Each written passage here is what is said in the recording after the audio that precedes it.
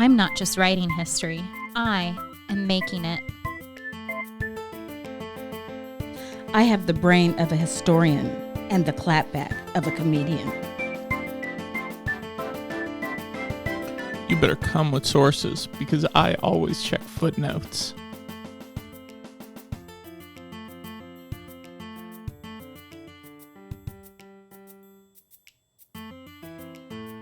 Hello, welcome back to another episode of the Historians on Housewives. I'm Casey. What's up? It's Dr. J. Mill, the millionaires. Hello! And Max, still trying to come up with my hip tagline. Max on the ones and the twos. The ones, the twos, sometimes the threes. So we have a bit of a heavy episode today, talking about grief and loss, both of personal loved ones and within the context of the Armenian Genocide. So to get into this episode today, I thought that we would actually share with you really how I came to know Jessica, because it's directly related to conversations about loss and grief. So I was taking a seminar on 19th century U.S. slavery with Jessica in the winter of 2016. We had just come back from the holiday break, and we were only in our second week of seminar meetings, and Jessica, I mean, if you know Jessica, you know that she just really picks up on emotion, that it's kind of this really amazing, uncanny ability she has to really read people, even pretty much complete strangers like I was to her. And she could tell that I was not okay, which was really amazing because it had only been my second time ever sitting in a room with her. And she actually approached me after class that night, and she asked if I was okay. And I explained to her that my papa, my grandfather, had gone into the ICU and it didn't really look very good. And I was, wanting to go home to be there, but that I felt like I couldn't because I'm finishing coursework and it's a new term. And I just thought it would look terrible to all of the professors I was supposed to see that week in only the second week of the term. And do you remember what you told me, Jessica? Go. I remember I told you go. That's what I remember saying. Did I say something else?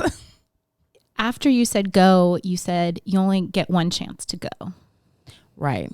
And you know how I know this? I know this because when I was doing when I was doing coursework, UCLA, my grandmother chose not to go to further dialysis. She was the love of my life. And the weekend she was dying, I was concerned with writing a paper, and I didn't go. So now my response to everyone is go. And I looked at you and I said, but what about the other professors? And you said, if there's a problem, I can take care of it for you. And I don't remember saying that. I don't remember any of this. It was so very compassionate in a way that really, really took me off guard to have that level of compassion when, especially as graduate students, and there's this emphasis on, just working, kind of like nose to the grind, almost in some ways, almost like being less human and more robotic about how you go through your day to day. And I was so instantly shocked and touched by this very compassionate human understanding and even just like your ability to almost have like a Spider-Man sense of like this person is hurting and is in need. And I went and, 2 days later, my papa was dead. I was on a plane to come back here, and I was so grateful and thankful, even to this day, that you did what you did, and that you had that kind of emotional sensitivity about those around you. And it was actually continued to be a very compassionate experience when I returned, and trying to, catch up and talk with one of the other faculty members for a course I had missed that week. It turned out that he had fairly recently lost his mother. And so this other faculty member was also just so human and so kind. And it was this moment where I thought, wow, we just always hear about work. But academics are also people, and they're sensitive people, and they're caring people. And that we really do live full lives that are marked by all the same kinds of things that everybody else's are, even if we try to pretend that it's all about work all of the time. And so, since then, I've thought of Jessica as being one of the most compassionate, empathetic people that I know. And like with such a great sensitivity to picking up about, these kind of emotions around her. I mean, I don't want to steal Casey's thunder, but what struck me in that class was she was quiet. And that is like unheard of her in a class. So I knew something was off about her rhythm. I mean, she would participate, but she just didn't have that energy. So I knew something was off. I should also say that in terms of being human in the academy, I had a great role model, mentor, dissertation advisor, Brenda Stevenson at UCLA, and she always checks in, even to this day. How are you feeling? How was your family? So she kind of inculcated in me and others that she trained to actually be human. Because when you walk away from the work, you really don't have anything. So you need to spend time loving your family, building your life, and doing whatever you can to have balance outside of the academy. Yeah. So with that, we're going to start a little differently today. We're going to put the Bravo News update at the beginning of the show, mainly because this show is so heavy and it sounds disingenuous and clunky and insensitive to kind of put it at the end of this very serious conversation. So with that,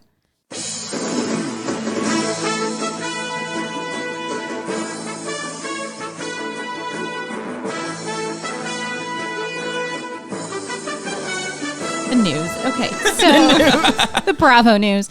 So Tori Spelling is allegedly really upset that she has yet to be asked to join the cast of The Real Housewives of Beverly Hills because, she grew up in Beverly Hills 90210. And so she thinks she should really be somebody, allegedly, to come on in the loss of LVP. So in one sense, I agree that Tori, might be a missed star that we're not putting on the cast. In another way, I feel like she's already showed us so many things about her life in different reality series, and the public's not interested. Public's not interested in her and Dean anymore. They're just not interested. I mean, I think Tori is a tragic figure for so many reasons, but I feel like it's almost like when you write a book or when you're writing a book, the editors say, or you're told, don't publish too many articles on the book because the book will have no value. I feel like we've seen so many articles about Tori Spelling that I don't know if I need her memoir. So many iterations of so Tori many Spelling. Iterations. I mean, that's ba-dum-bum. Nose jobs alone, ba-dum-bum. You can edit that out. The other piece of Bravo news that I have came from the weekend. Apparently, people are already in uproar because Jax was spotted without his wedding ring on. He had a moving truck. He was moving stuff. He was on his little powerized little ice chest scooter thing, and his wedding ring was not on. So it doesn't necessarily seem like there's trouble in paradise. Jax has been taking some heat because he blocked a bunch of his Vanderpump Rules co-stars from Instagram. And Jax had some comment on Twitter about how when people were perfect, he would take their criticism. And then Captain Lee kind of trolled him back, saying, well, I guess that means you're not taking advice from anybody then. But I found Captain Lee to be so funny in that moment. He's a quick-witted guy. So anyway, on one hand, it's Jax. So it could be rocky already after 2 months of marriage. I'm sure that'll be an interesting stat if we ever play our Living on Love again. On the other hand, he has a bunch of jewels in his wedding ring. And if he's on his powerized little ice chest, maybe he's going to the pool or the beach. If he's by a moving truck, maybe he's moving stuff. They kind of, you don't necessarily, Max and I take our rings off all the time if we're moving things or going to water. I would assume Jax is heading to water on his powerized ice chest Let scooter. me make sure I get this right. So you're saying the Jax. I'm saying it could be anyway. I'm saying you're saying that Jax may not have a marriage that's in trouble. It could be. You never know. It could be. No, Jax can have a marriage that's in trouble and took his wedding ring off for completely different reasons. Placid okay. term. Yeah, that's what I'm saying. There could be a lot of things going on. Yeah. Okay. But it was the article itself was just like trouble in paradise. Jax already spotted without his wedding ring. They just need to sell click. Right. They just need people to click. That's not, I wouldn't even put too much stock. So today's guest on Historians on Housewives is Nora Lessersohn, and she is a PhD candidate in U.S. history at University College London. She earned her AM in Middle Eastern Studies at Harvard University and her AB in the study of religion at Harvard College. She uses the life writing and life narratives of Armenian Americans to examine themes such as nationalism, belonging, identity, and representation. She has published articles on her great-grandfather's memoir of the Armenian Genocide and on texts written by a man named Christopher Oskinian, who is also the topic of her dissertation. Welcome, Nora Lessersohn. Thank you so much for being here today. Thanks so much for having me. Would you like to share with everybody your Housewives tagline? I can. Be careful what you say. I might write about it in the future. I love that. That is so good. Very sassy for a historian. Yeah, it seems to work. So how did you get into the Housewives, and how do they shape your life as a Bravo-demic, which is our term for scholars who do Bravo? So I think I remember watching, I was thinking about this, and I remember watching The Real World as, a fifth grader, a sixth grader, a seventh grader, when it was pretty much the coolest thing ever. And I remember actually talking to our music teacher in sixth grade about The Real World Hawaii, I think. And she was both horrified that we watched this, but also really excited to be talking to someone, even if they were 12, about it.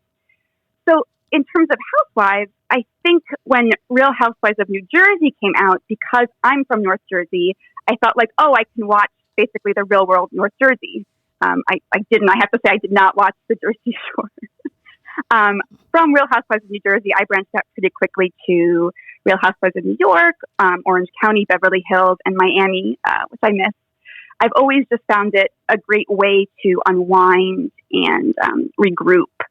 I think we all kind of get off center throughout our days, and returning to something familiar that has been with us for so many years at this point can be pretty powerful and centering.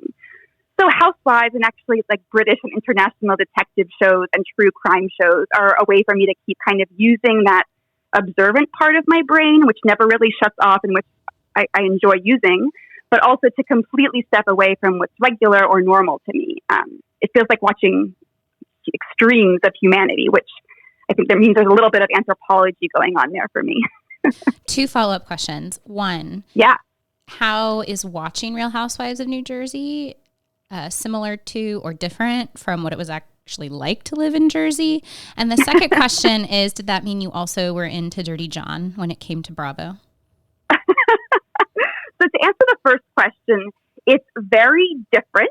I can't say I relate, but I also, and I talked with this about actually another professor once who grew up in Atlanta, and we said, it's not familiar, but it's like you can kind of say, that also I can I remember that. I relate to that. And so there are just some times where it's like you're in the house, at say 5 o'clock with a family, and you can just kind of see New Jersey out the window, and it just does feel like home. And it's a little bit alarming, but also a little bit nice. And so that is kind of fun. And then in terms of the other show, I don't know about that show. Oh, so Dirty John actually This is great stuff. Dirty John actually is a true story of something that happened to this woman in Orange County, in Irvine, really not Irvine and Newport, right Irvine, where Newport, we are. like right where campus is here. And so it was this kind of scumbag guy who was in and out of prison, who was like a really violent guy who, it was kind of like Vicky and Brooks's relationship in a lot of ways. Where, Got it. yeah. but if Brooks actually tried to kill somebody. Oh my God. Right. The guy totally scammed this woman, had her moving away from her kids. It was very Brooks and Vicky. Vix Very. is kind of just how I Minus Yes, the no, fact I that get he tried to kill her kids, her daughter. He tried to kill her daughter. Her daughter retaliated. Are we supposed to give that much away in case people? I mean, it's Oh been my out for a long Listen, time. listen. It was a LA Times piece. It's a It podcast. was an LA Times piece. It was a podcast, and then it was a Bravo movie, and now it's running on reruns. So Yeah. Oh if my you don't God. know Dirty This feels John, like missing the obvious source that everyone like reads your paper and says, "Oh, you really should have read this." But yeah, if you're into true crime, I mean, it's like one of those stories where because of the Vicky and Brooks, I just want to make them like one item now. But because of the Vicky and Brooks story, I was like, oh yeah, this totally happened right here in Orange County. But it was terrible and weird, and she had so many opportunities to get out, but but the blinders were on. It was very Vicky and Brooks. That's very interesting. I'll have to look it up. Yes. That ends with someone like actually dying, and we won't say that part. right? And we could talk about the pathology of when you become a woman of a certain age, and this might be one of your only options, and the lies she told herself. So, I mean, I would start with the LA Times story first. Okay, we'll do it. On it. Deep dive. One of your favorite Bravo celebrities is Bethany Frankel. How do you feel about her Roni exit? And can you talk to us a little bit about who your other top 2 Bravo celebrities are and why? So I'm sad for myself, but I'm happy for Bethany. You know, I think we all have our public times and our private times, which serve their different purposes. But also there's a chance she'll be back again. She tends to go away and come back. And I was thinking if she's going to be spending more time in the Boston area, I for a long time really wanted there to be a Real Housewives of Cambridge or like a Real Housewives of Harvard. So that would just be a real draw for me personally, if anyone from Bravo is listening to this.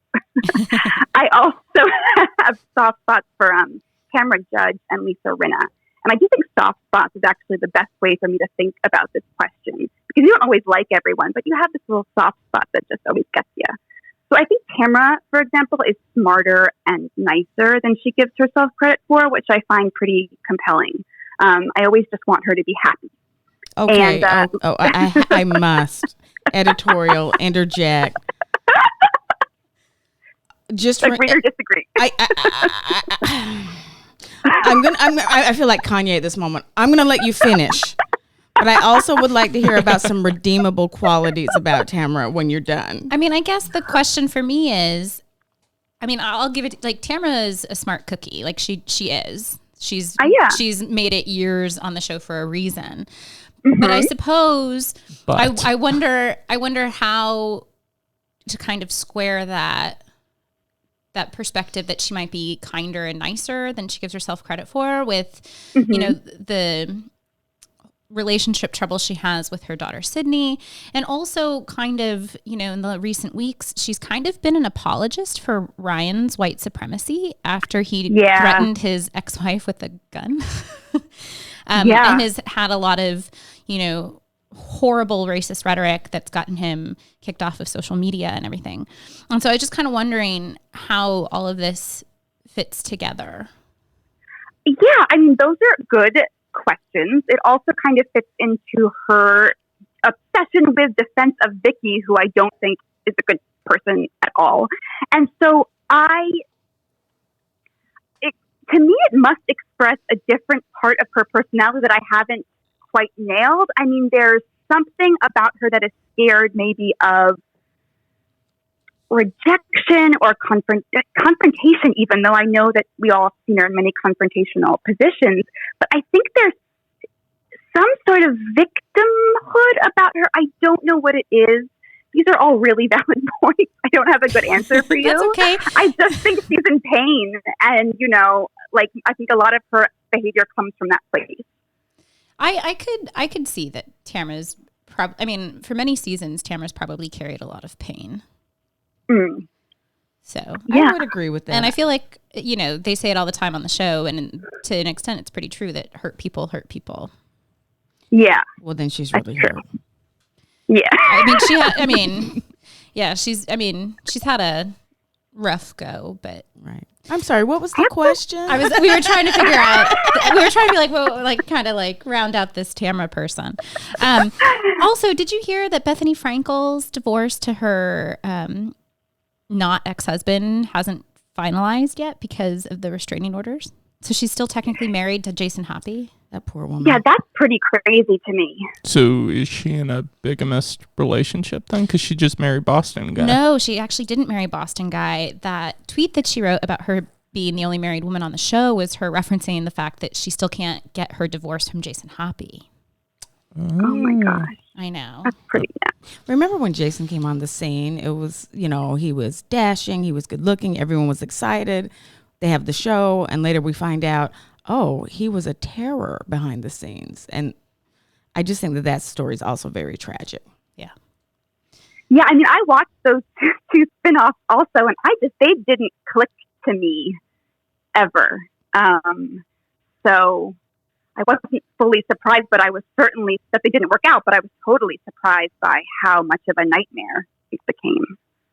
You know what couple really clicks to me, and I always enjoy watching them, and this brings us to your point on Lisa Rinna. I love Lisa Rinna with Harry Hamlin, and I love that she calls him Harry Hamlin. Oh, absolutely. No, that's my favorite point. And so the other housewife I have a soft spot for is Lisa Rinna, and I think I just like, she says Harry Hamlin. I love her voice. I love her so much more as a housewife than I did on Days of Our Lives. I'm a Days of Our Lives devotee. Or at least I was at one point, but I love her so much more on Real Housewives. I just, I couldn't really get with her as Billy. I just got to be honest with you. But her and Harry Hamlin, I think that's the couple in it to win it. Yeah. The other thing is that I really have to give it to her for her hustle. She has made that Depends money. And is happy. She said she would wear it Depends all the time if she had to make the money. I mean, you got to give her some credit for being honest about this is how you survive in Hollywood. Tell us a little bit about watching the testimonials on the Housewives franchises. How can they help us understand your work, and how do they help you think about the people you write about in new ways? Okay, so these testimonials, which I guess also for me go back to the real world, can really underline the value of Lifewriting Theory, which is a pretty big part of my work on the writings of Armenian-Americans who moved from Turkey between the 1830s and the 1930s. By Lifewriting Theory, I mean theory that analyzes self-narratives or narratives about oneself. So I know when a lot of us watch Real Housewives testimonials, we're constantly thinking about, what are they saying and why? What have they been told to say? How have their words been edited? What are they not saying? Are they lying to us? Are they lying to themselves? Like I know you mentioned earlier. Lifewriting Theory in many ways asks the same things of the authors of any kind of life narrative. So why did the author select these words and not others? Who is funding the author? And how does that affect what they're saying? Have the author's views changed over time? So ultimately, testimonies of personal experience, whether by Real Housewives or Armenians from Turkey and America, can be read as expressions of identity. So Paul John Eakin, for example, who's a scholar of English, I believe, has written a lot about the self as a narrative, which is similar to, Judith Butler's notion of gender performance. So like the self, the identity is in an important way a narrative that we tell that adheres to social rules and expectations and keeps, becoming over time. So that's why it's especially important to question and analyze the motives and choices and editing of the author or the housewife. The better we do this, the better we can see who they are and who they are saying they are and who they're telling us they are. Right. I think that people don't realize that that's actually, exactly what historians do. Whatever people are seeing on these testimonials, I think you distilled it quite accurately, that we always have to read against, did this storyline change from document to document? Or we need to be attentive to the kind of self-crafting that people are doing when they do interviews, even when they write down in their journal. There's a level of self-crafting, especially if some people if there's public journals, for example, a presidential journal or even a plantation journal where someone might read it one day. There is this process of crafting of the self. So I get it. I like the connection. Yeah, good. I'm glad. Great job. Thanks. So you research and write about testimonies related to the Armenian Genocide and the lives of Armenian Americans. And so I was wondering if you could start by telling us and stating for the audience as concretely as possible, what was the Armenian Genocide and why are there people who deny that it happened? Okay, so the Armenian Genocide was basically a systematic series of policies, including massacres, deportations, and forced conversions to Islam that targeted the Armenian Christian subjects of the Ottoman Empire during the course of World War I. And so World War I was between 1914 and 1918. The classic start date of the Armenian Genocide was 1915. So to put it very simply, the Ottoman government, which was losing so much territory over the course of the centuries to groups like the Greeks and other Balkan groups, was basically paranoid that the Armenian subjects of the empire would join together and do the same. So to preempt this, they sought to eliminate enough of the Armenian population such that they would no longer be a meaningful presence in the Ottoman territory. When all was said and done, most estimates say that roughly 1 million Armenians, or about half of the total population, were killed. The Republic of Turkey still rejects the term genocide, I assume because it's bad to have committed genocide. The United States also does not officially recognize the Armenian Genocide as a genocide because Turkey is seen as a key U.S. ally. So Barack Obama, for example, as a presidential candidate, promised to recognize the Armenian Genocide, that is to use the word genocide, but as president, he ultimately did not do so. So fortunately, a lot of serious scholarly work has been written to historically document the components of the Armenian Genocide and its aftermath. The scholarly consensus is that genocide did occur. If you're looking to learn more, books by Raymond Kevorkian, Taner Akçam, Ronald Sunni, and Lerna Ekmekcioglu are a good place to start. What are some of the implications of the U.S.'s policy of denying the genocide? What sort of, yeah.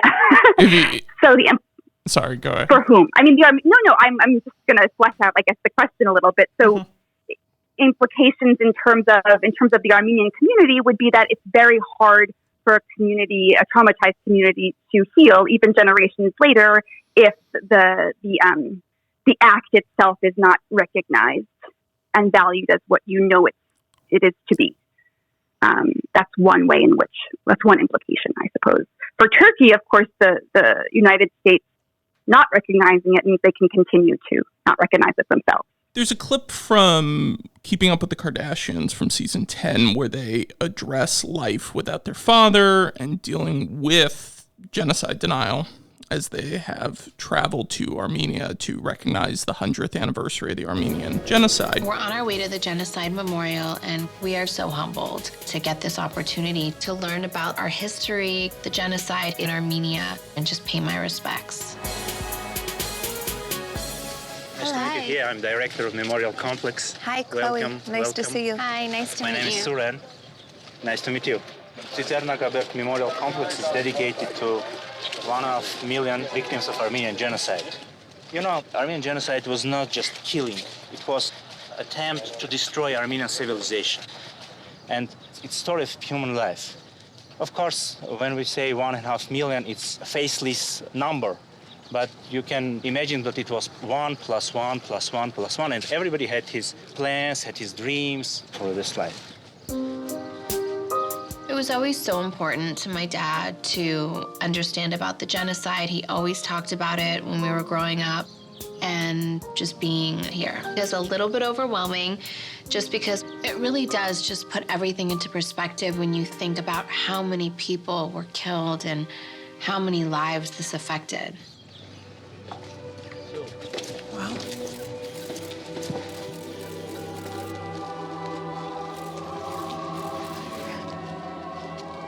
Just even right now with like the pink clouds and everything, it's just really powerful. It's such a beautiful memorial. It just takes your breath away. It is unbelievable to think that it's been 100 years of people denying that this genocide ever happened. And I'm proud to bring awareness to the issue. My ancestors, they went through so much. And I really hope that one day America will recognize it. What is happening in this moment, and how does it speak to teaching trauma, narrative, grief, and identity in the classroom? What can we learn here about personal and shared grief? So in this clip, as you say, Kim and her sister Chloe have traveled to Armenia for the 100th anniversary of the Armenian Genocide, which was commemorated on April 24th, 2015. Their trip, in part, served as a way to champion Armenian genocide recognition. Kim's political agendas are also an interesting topic for future discussion. I know my friend Amy wants to hear more about this topic down the road. Kim mentions here that it was always so important to my dad to understand about the genocide. You know, he always talked about it when we were growing up. So as any Kardashians then will know, the loss of their father, Robert Kardashian, looms very large in their memories and their world of meaning. And throughout the episode, Kim and Chloe both make repeated references to their father and what the trip would mean to him. It's really impossible for them to separate Armenia, their Armenian-ness, and even the Armenian Genocide from him. Which, to my mind, brings us to the topic of grief and how it relates to personal narrative and identity. So as we talked about earlier with self-narratives as identities, the grief process can also be seen as a process of continual identity recreation. So Tony Walter, a sociologist of death, I think in modern society, sums it up nicely when he describes the grief process as creating a durable biography that entails moving on with as well as without the deceased. So this is opposed to many understandings of grief, which is that it's just moving on without the person or getting used to them not being there. But really, as Walter says, it's as much about finding new ways post-death to incorporate the memory of the idea of the impact of the dead person in your new life without them. This, to me, is true for both personal losses on the individual level and for communal losses, as in the case of the Armenian Genocide. So in this light, by engaging with Armenia and commemorating the Armenian Genocide, Kim and Chloe are also engaging with and commemorating their father. Their self-narratives of these engagements are then a part of their grief process. So, you know, the ways in which they, as sisters, continue to develop their identities with as well as without their father. Although he is absent, you know, he still has a role in their life, and they still have an identity that is made up by both his absence and his presence in their lives. Can you also talk to us maybe about this issue of shared grief in this 100th anniversary of recognizing the Armenian Genocide in Armenia? Yeah, so shared grief is in many ways a form of identity and identity creation as well. So particularly for a community like the Armenians who have been forced from their homeland, where they would normally have all forms of sort of, you know, historical and cultural connection that goes back generations, they have to cohere around new forms of sort of communal identity in diaspora. So one actually important way of doing this has been the Armenian Genocide, because it's a shared experience, even for those who weren't directly implicated. For example, I think the Kardashian family, for example, left the area before the genocide. So maybe they saw writing on the wall, or maybe they saw better opportunity in America, but they themselves were actually not a part of the Armenian Genocide that we commemorate now on April 24th. That said, genocide is still a huge part of their fathers and thus their understanding of what it means to be Armenian. So can we talk a little bit about your own family history and research, and even the Kardashian trip to Armenia? Talk to us a little bit more about the role that memory and testimony can actually play in nationalism, belonging, identity, and representation for generations continuing to live with generational trauma of genocide. Yeah, so watching this episode, it was really fascinating for me to see how much the Kardashians were learning about their own family history. And I can relate to that experience, since I learned most of what I now know about my family's experience in the Armenian Genocide and as Armenians in Turkey when I started asking direct questions in my 20s to my grandparents. It turns out that my great-grandfather, my grandfather's father, had written a memoir, which became the topic of my first academic article, actually.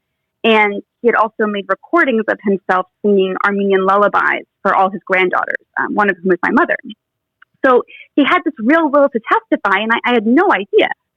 My lack of knowledge and the Kardashians' lack of knowledge really speaks volumes about the destruction of genocide then beyond physical death and depopulation. By severing these chains of collective and historical memory, as I was talking about earlier, perpetrators of genocide destroy not just the present, but then also the future of the community. And then compounding this destruction, as a way to move on, traumatized survivors of the genocide might seek, as they did in this instance, to cut ties with their Ottoman and Turkish past, like by denying their use of the Turkish language, or simply by not wanting to talk about painful realities with their young grandchildren.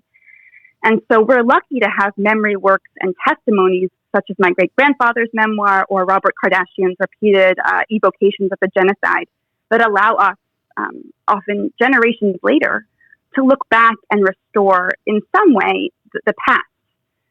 Such, testimonies like this and the engagement with them by descendants, whether me or Kim Kardashian, which is a sentence I didn't think I'd say, also serve as a way to counter genocide denial and, develop a communal identity in diaspora, like we were just discussing.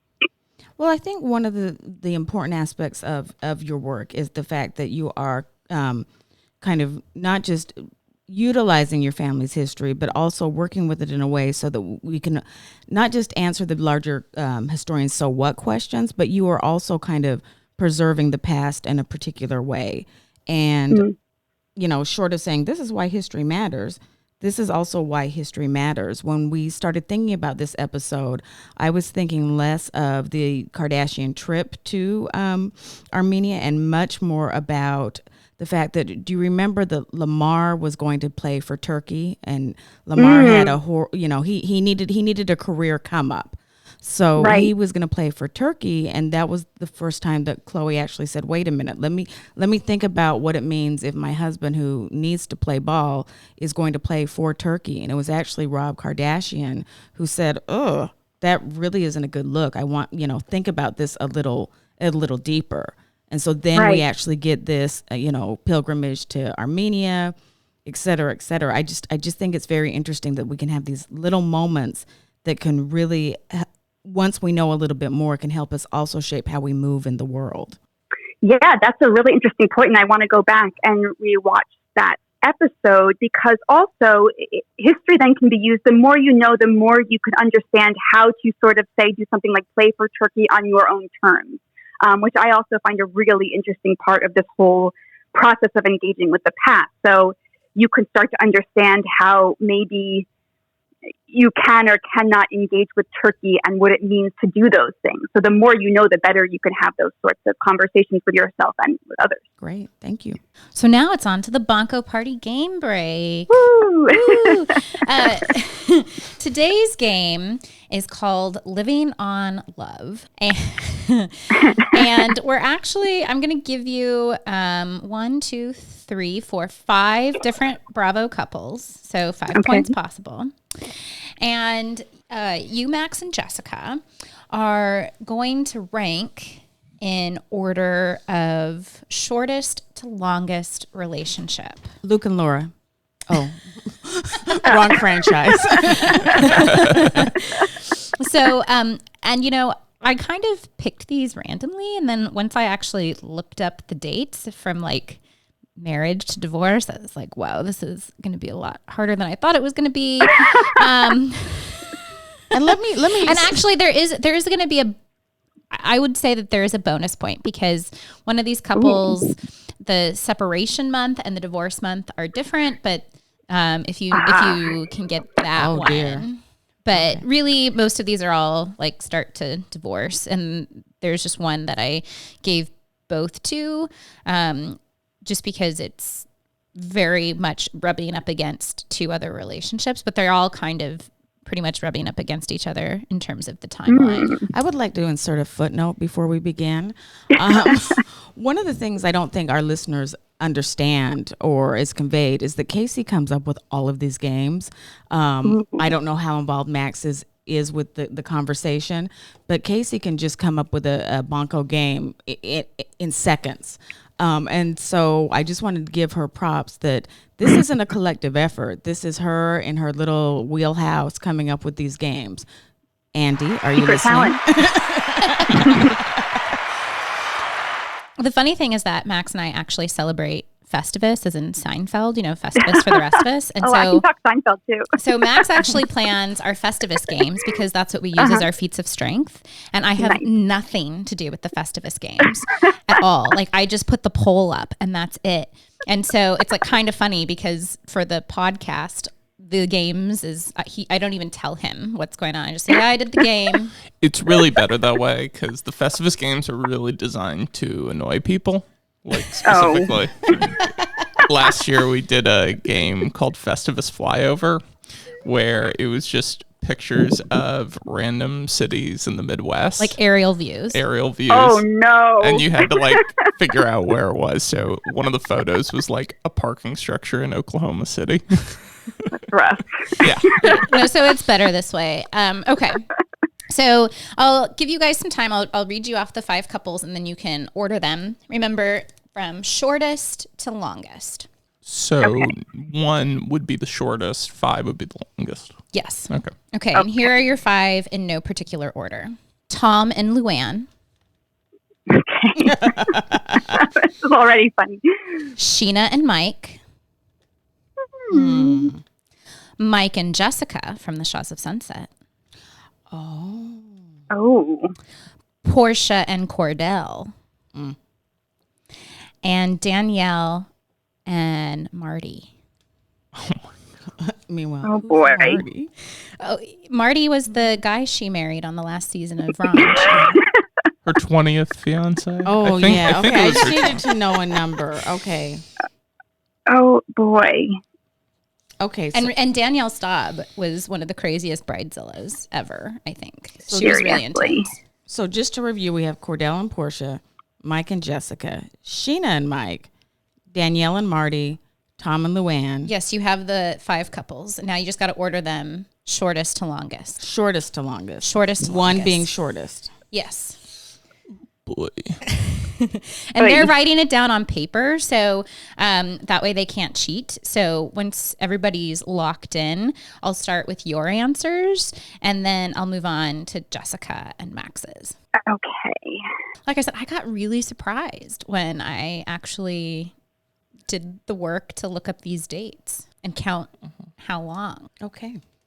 So Jessica, you're locked in? I am locked in. I'm not going to cheat this time. I actually feel that I have something to contribute. Okay. I figured you would know probably the length of Tom and Luann's and Portia and Cordell's. Oh, Is what and I was all into Mike and Jessica. Oh, okay. I didn't realize. Oh, Shaw's baby. I'm all about Shaw's the first few seasons. I can't wait for Shaw's to come back. The funny thing about Shaws of Sunset is that our cat legitimately watches Shaws of Sunset. Like, That's she gets hilarious. really excited, and she will sit right in front of the television. Okay. Okay. I'm locked in. So Max is locked. Are you locked in, Nora? I'm locked. I had to guess on some of them. Okay, so I'm going to write down your couples. Okay, so where did you say for one? Luann and Tom, Okay. and then Danielle and Marty. I'm really just guessing here. Sheena and Mike, and then Portia and Cordell, and then Mike and Jessica. Okay. And then We're going to be all over the place on this one.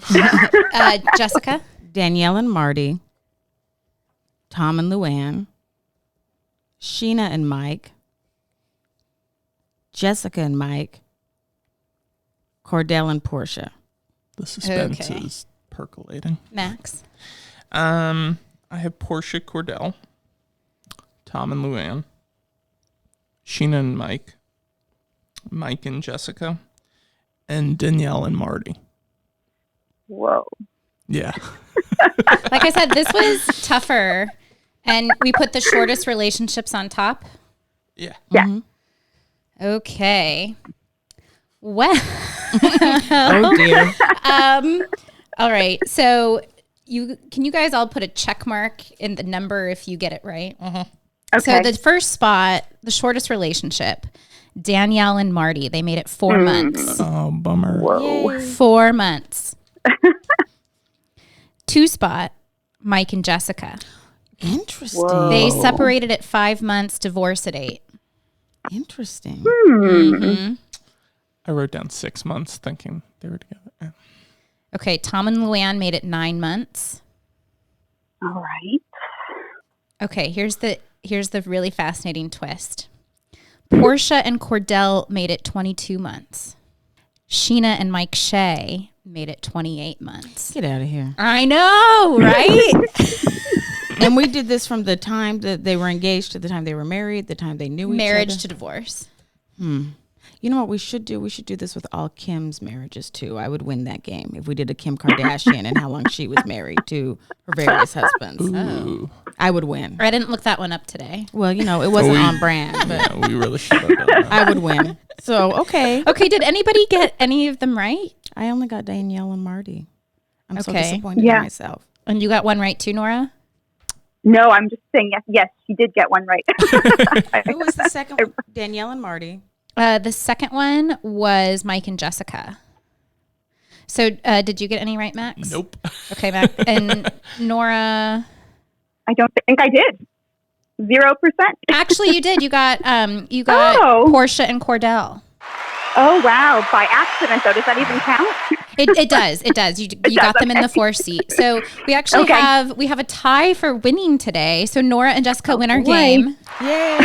Yay. Congratulations. Okay.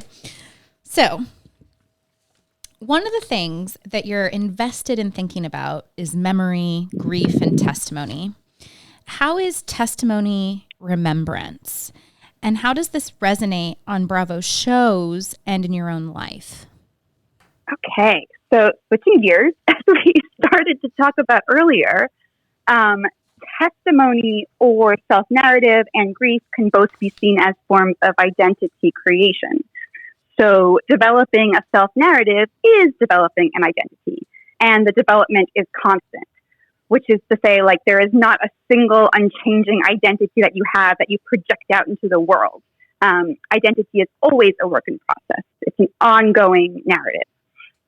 So not only the testimonials, but the housewives' presentations of themselves in life, and even in their very act of being on the show, all compose a life narrative or identity that we can observe over the course of years. They're all constantly telling us with everything they do and say, you know, this is who I am. So in the case of grief in particular, the griever is developing a narrative of oneself after a loss. A loss can be to a death. Of course, but also to a divorce, as we just saw, to a move, or to time. So these are all losses we see over and over on the housewives.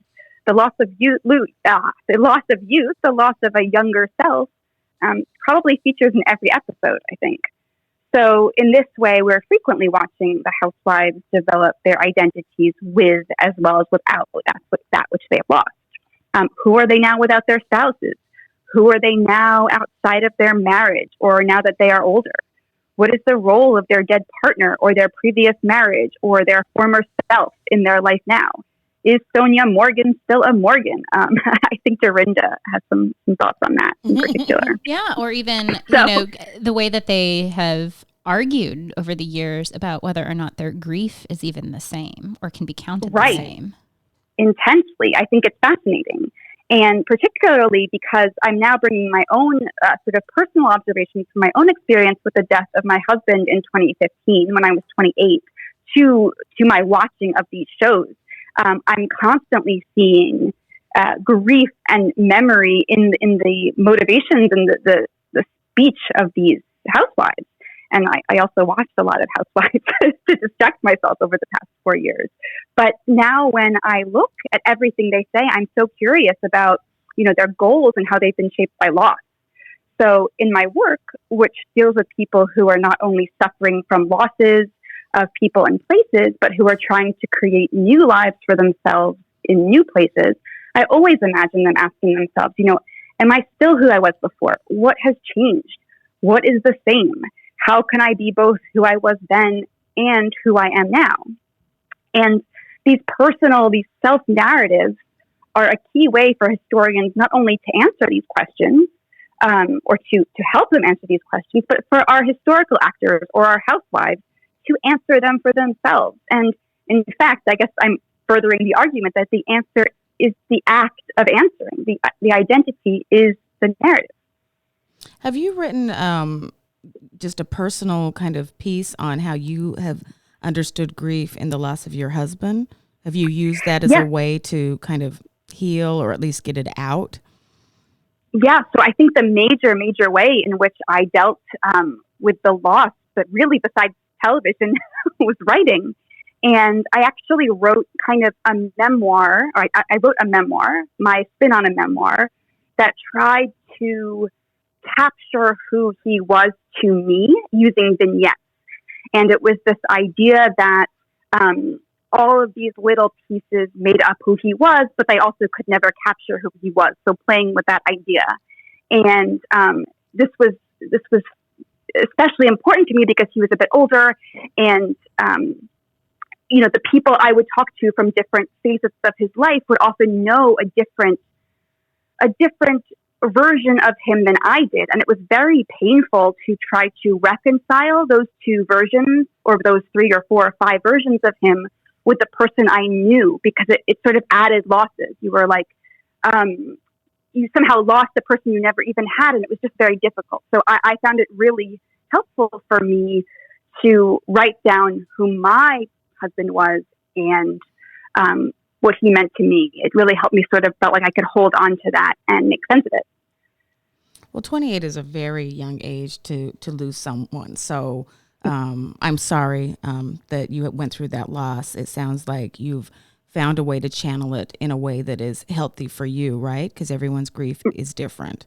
Totally, yeah. So let me raise us up a little bit, or try to. This will probably backfire.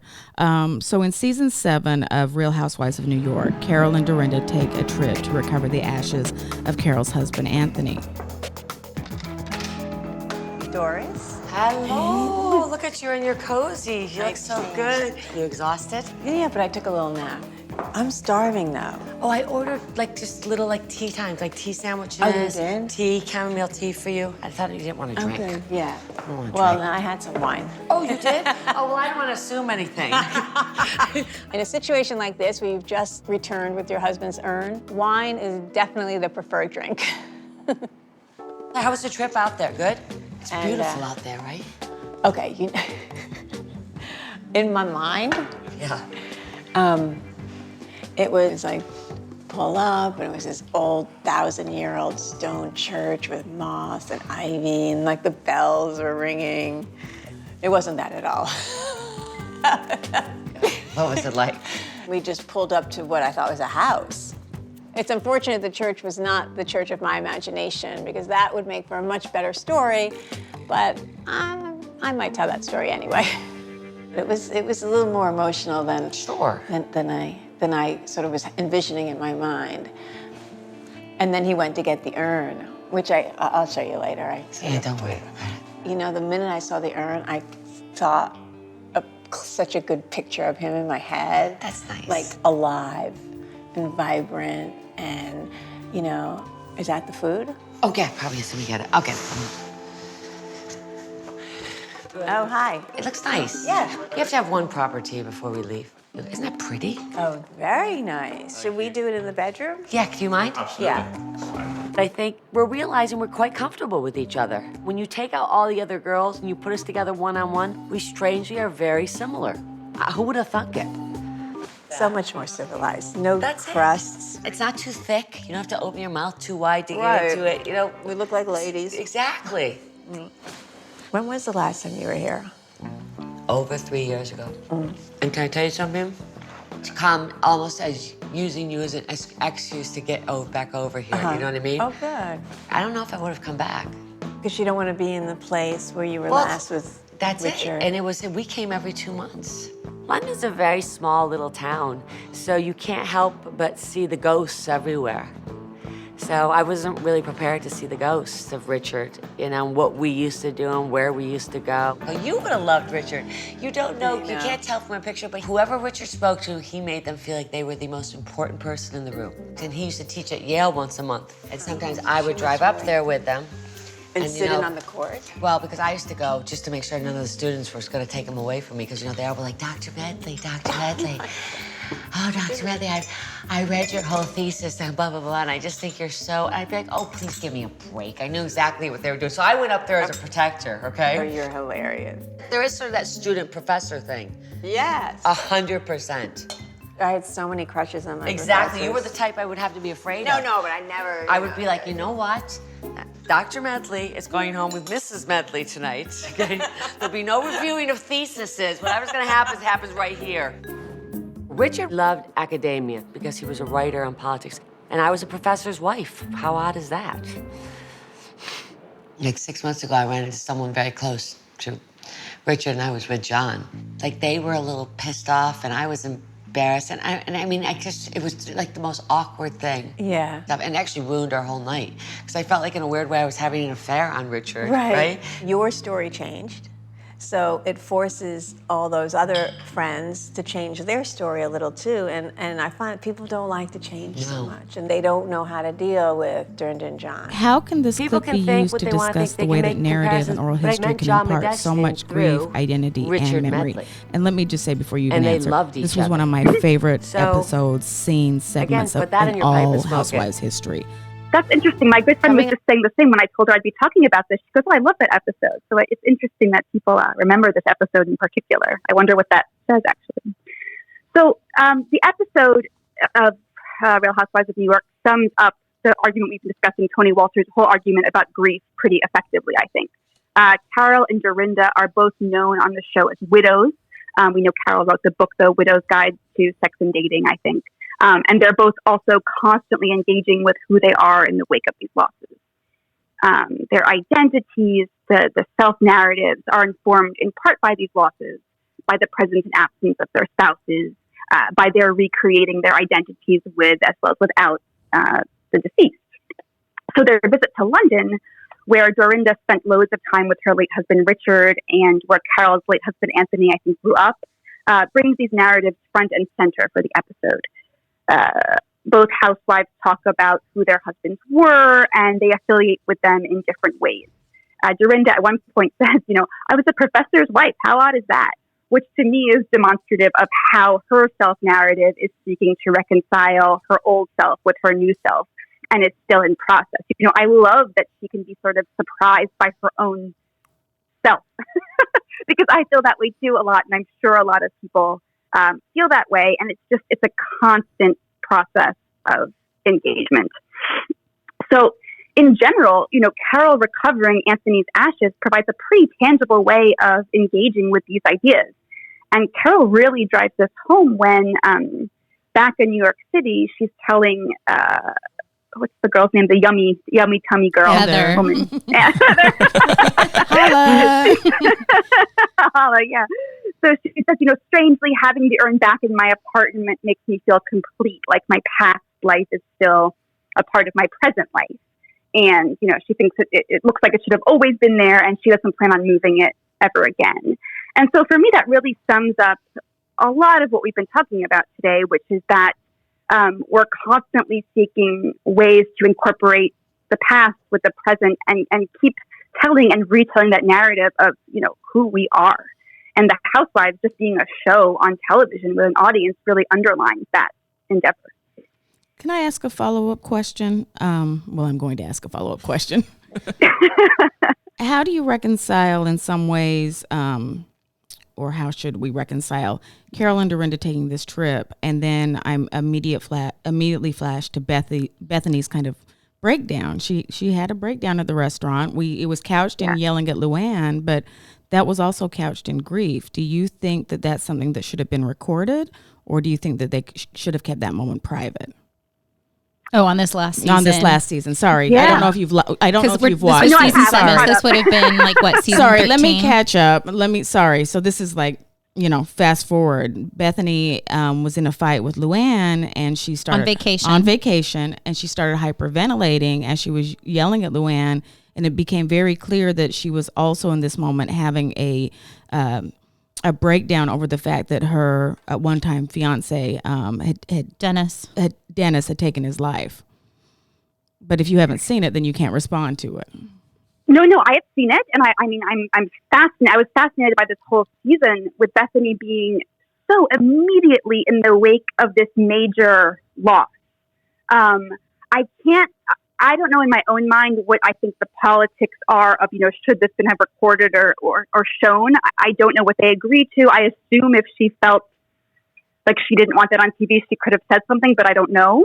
I think, assuming she did make some sort of decision to let that air, I really respect that, because I think sharing something raw and real and even in some ways hysterical like that can be really affirming for people, because it's not sanitized or,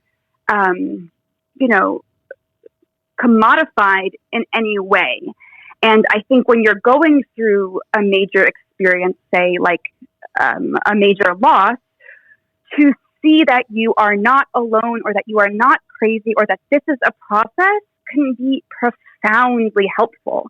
And so not that Housewives has to serve a public service for anyone, but I really do believe in general in sort of normalizing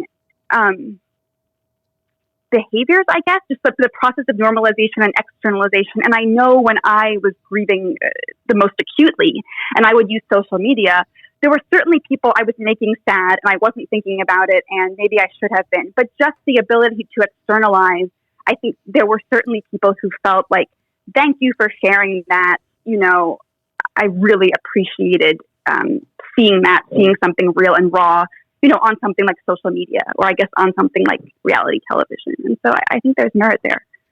I think one of the thank you for responding to that. At the same time, we have the Bethany and Dennis storyline running. We have, for fans of Toni Braxton and Braxton Family Values, another Housewives, if you will, show. We had the death of Trina's one-time husband, Gabe, and Trina chose not to show anything on camera. And that was also, for me, just as powerful as Bethany, her deciding to turn the cameras off. And when the family could deal with the grief, they had kind of their own memorial for Gabe. So, I guess there really isn't any one, we know there's not one right or wrong way to grieve. It's just interesting how television can give us, options that mirror our own experiences. So thank you for sharing. Right. Yeah. No, that's really interesting to me, that turning the cameras off can be just as powerful and evocative, and it is saying something and not saying something, and I think that's an interesting point. So there's two things that I that your conversation has really got me thinking about. I think maybe part of the reason that this particular season 7 narrative of Carol and Dorinda's friendship and their trip to London is that this is that moment where they really truly become close friends because of their grief and their shared experience and this ability to connect to each other in a way that they can't necessarily connect to other female friends. But I feel like this kind of closeness that Carol and Dorinda displayed in season 7, and similarly that Dorinda and Bethany really had in this last season of New York, you know, with them walking around and them talking about kind of signs from the beyond and everything, that these are such genuine and raw moments that really contrast to other characters, other women that they're on screen with at the same time. So if you go back to season 7 and you have Kristen, right, and her tagline was "I'm dumb but I'm pretty" or something like that, right? But like, but there's like this level of like, you know, it's fake and you know it's not genuine, and so it's like all of this fakeness that surrounds, and all of a sudden like you're just like kind of almost like a waterfall coming over you with that kind of very raw and true and real sincere emotion. And in the same way, even this last season with Bethany and Dorinda, right? It's such a contrast to everything going on in like the Sonia and like Tinsley world, which is like just totally like, I have no idea what's going on any day of the week. And so I feel like that might be part of the appeal. But then this also got me thinking about a recent conversation that Stephen Colbert had with Anderson Cooper. And Stephen Colbert was really calling on people to constantly talk about and remember loss and the people that you've lost. And he was talking about losing his dad and his brothers when he was a kid. But I feel like maybe this call that he issued should also apply to generations of people living post-genocide, right? And these communities that have experienced loss, right? And as you've said, like the Armenian Genocide didn't just take lives, right? It took people's past, their present, and their future. Yeah. I don't know what else to say. I'm from a culture where everything should be recorded, but I think recording loss it's hard. I mean, it can be generative in terms of people can express through art or writing, as you did, Nora. But I think figuring out how to document pain and trauma is very hard. It's hard, and I think also, like kind of we're discussing, hitting the right tone can be difficult because I'm inclined to laugh always, and I don't see a problem necessarily with laughing in the middle of talking about the genocide, but I can also see how this is going to be recorded forever, and I don't necessarily want my giggles, to be there right alongside these topics, but I also do want them to be there, and so it is a really complicated situation. But in general, I think I also subscribe to this idea of, putting it out there and having these conversations, because if everything's a process, then this is part of that process. Listen, I'm a scholar of slavery, and I interject jokes all the time. That's how I can cope. That's how I can cope with doing the kind of work that I do. This podcast is how I cope. So again, there isn't any one right or wrong way. It's, however one gets to healthy, really, or I think whatever that looks like. Has your research and writing about the Armenian Genocide through your grandfather's memoirs and the work you did after your husband passed, has this been what has this process been like for you as a scholar? Especially talking about like kind of this intersection with like your own personal family history and historical events.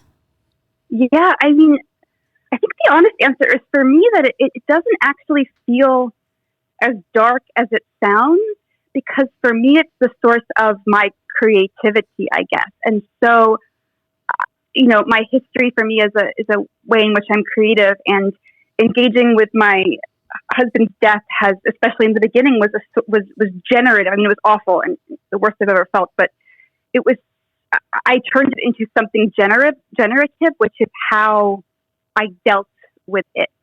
And so to me, I was an anxious kid who was always thinking about, death and like the meaning in life. And so these are not new thoughts to me. And in some ways, it's nice now as an adult and not a child to have actually modes of dealing with them, if that makes sense. Yeah. So, Nora, tell us what's next for you. What are you working on, and how can people get in touch with you if they want to learn more? So for the next few years, I'll be writing a dissertation on an Ottoman Armenian immigrant named Christopher Oskanyan, who came to New York City basically 100 years before my great-grandfather did. And he came from Turkey, from Istanbul, whereas my great-grandfather came from sort of the middle of Turkey. And I'll be talking about Christopher Oskanyan's use of American media forms in the Civil War era. So he's a pretty interesting guy who was friends with people like Abraham Lincoln and Ralph Waldo Emerson, and he even married an American woman from a pretty prominent family in the late 1830s, which to me feels really early for a relationship like that. Additionally, later this fall, I'll have a second article on my great-grandfather's memoir coming out about the ways in which he wrote to return to the homeland he'd lost. And that'll be published in the journal Memory Studies this fall. So you can read about both my great-grandfather and Christopher Oskanyan on my academia page, or you can contact me directly at my email address, which is lessers, Lessers, @post.harvard.edu. Don't you just hate it when they give you an email that's not your full name and people get really confused? I know. They here at UCI, they could have given me my entire last name, and instead they misspelled my last name and gave me the first letter of my first name. And so people never know how to actually spell my last name, and it really confuses people. And I love how that happens to us at the university. Casey has been in my seminar. That explains so much. And they'll tell me, I've been emailing you. I'm like, well, I've been emailing you. And it's like, yeah, well, you've been using, the wrong spelling because they misspelled my last name on the email. That's awful. Well, thank you so much for being here with us today. Thank you guys so much for having me. Thank you for tuning in to another episode of Historians on Housewives. As always, you can find us at historiansonhousewives.com, where you can propose your own episode topic, blog post, and you can send us questions and feedback about an episode. You can also follow us on Twitter, Instagram, and Facebook at HistoriansH. And remember that we live tweet Sunday through Thursday. Thank you to Nora Lessersohn. This show was brought to you with support by Barbara and Mark Spear, Saddleback Community College, Christina Hinkle, Christina Gamberpour, Judd Merlasky, Pete Murray, Cody Baker, Molly Callahan, Dr. Joaquin Galarza, Courtney Crow, Laura Lauper, Kim Bettendorf, Luis Ocio de Dios. And remember, scholars do Bravo too.